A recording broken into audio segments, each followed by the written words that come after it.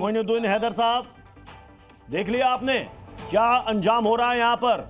देख लिया आतंकियों का और आतंकियों के मददगारों का। मैंने देख लिया। हाँ, और बहुत इम्प्रेस हुआ हूँ कि आप किस तरह लोगों के घर उड़ा रहे हैं। आप बहुत जबरदस्त काम कर रहे हैं, मुबारकबाद हो आपको। लोगों के नहीं, और पिछले 75 साल से आप ये काम कर रहे हैं। यही काम ये दशकों से करते हैं। ये काम कर रहे हैं। आतंकियों के घर को उड़ाया जा रहा है। भाई सुन लो, मुझे बोलने का मौका दो। फौज वहाँ है, 7 लाख की फौज है जो खड़ी हुई है वहां हर आदमी के सर पे। और क्या हासिल किया 75 साल में? अगर आपने वहां पर अच्छे हालात पैदा किए होते तो ये वहां पर काम न हो रहे होते। और आप लोग घर उड़ा के बहुत बहादुरी है गरीबों के बेचारों के। तो आपको तो पद्म भूषण मिलना चाहिए। गरीबों के बेचारों के यही काम करते हैं। इसी को कहते हैं ब्रेन वॉश करना। लगाते हैं। मेरी बात सुन लो। गरीबों के, मासूमों के, मजलूमों के इन शब्दों के मायने भी जानते हैं हैदर साहब आप? इन शब्दों के मायने भी जानते हैं आप? जिन शब्दों का, जिन अल्फाजों का इस्तेमाल करके आप यहाँ पर कश्मीर की भोली भाली आवाम को, यहाँ के युवाओं का ब्रेन वॉश करते हैं, उसका मतलब भी जानते हैं? नहीं पता हो। काम सुनना है कि बोलना है भाई? सुनो मेरी बात। गलत बात तो मैं सुनूंगा नहीं हैदर साहब, गलत बात तो मैं सुनूंगा नहीं। मत सुनिए, अब की गलत बात हम भी नहीं सुनेंगे। देखिए बात ये है, आप सुनने लायक बचिएगा तब तो। आरएसएस जमात है, इसका क्या बैकग्राउंड है?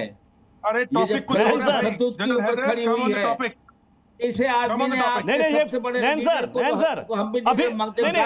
अभी भी उसी मोड में है ये, अभी भी उसी मोड में है जिस मोड में कश्मीर से दशकों में है। जनरल हैदर, पिछले 75 साल में हमने क्या हासिल किया बताता हूँ। पिछले 75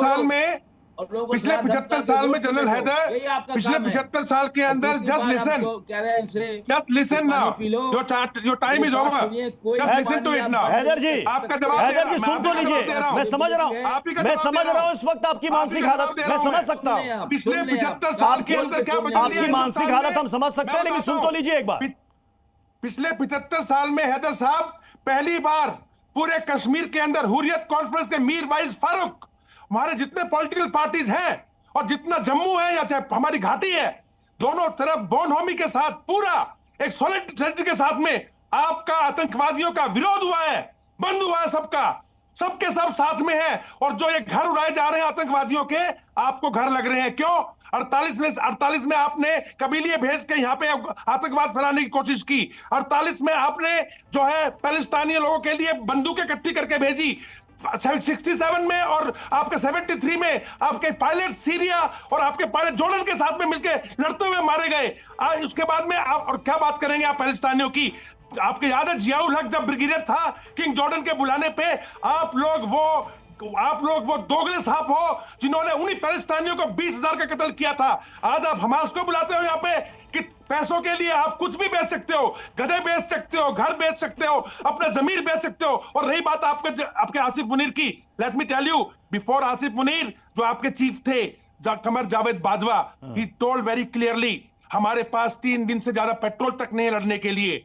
वो कोई ज्यादा टाइम नहीं हुआ आपका गया हुआ, ज्यादा टाइम नहीं। पता नहीं, अब नैन सर पता नहीं, हो सकता है कहेंगे कौन कमर बाजवा, बहुत मुश्किल पड़ेगी आपको। अब पता नहीं नैन सर, पता नहीं क्या, पता नहीं अभी कह देंगे कौन कमर बाजवा है। मतलब इनके साथ एसटीएमएल है, शॉर्ट टर्म मेमोरी लॉस, भूल जाते हैं। Let me give one point please. General Haider, कल लाहौर के अंदर एक बैटरी के फटने से ही आपके 34 लोग मरे हैं।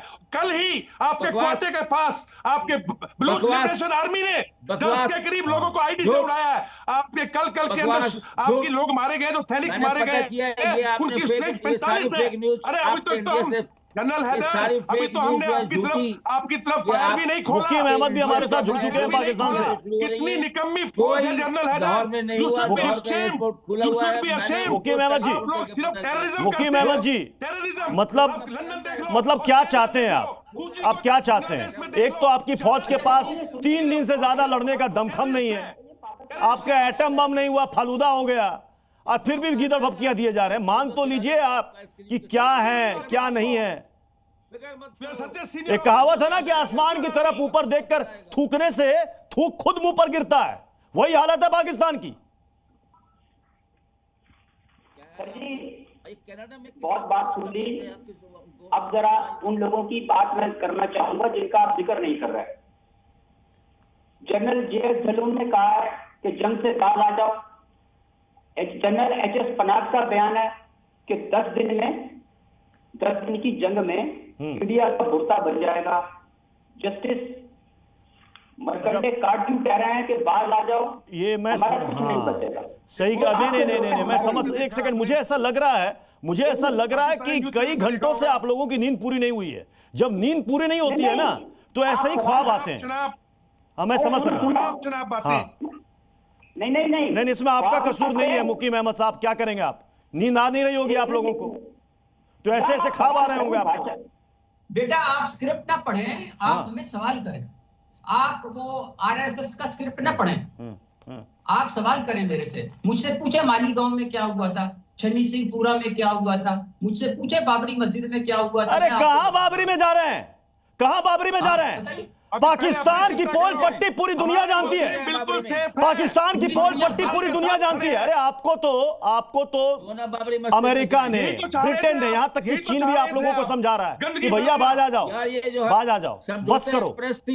उसमें लोगों को किसने जिंदा जला दिया? समझौता एक्सप्रेस में हिंदुस्तान के अंदर वो किसने जिंदा जला दिया था? कौन? यही होता है सुशील सिंघल सर। जो राइट्स हुए हैं, जब इनकी दुखती रग में हाथ रखो तो ये दहने बाएं करने लगते हैं।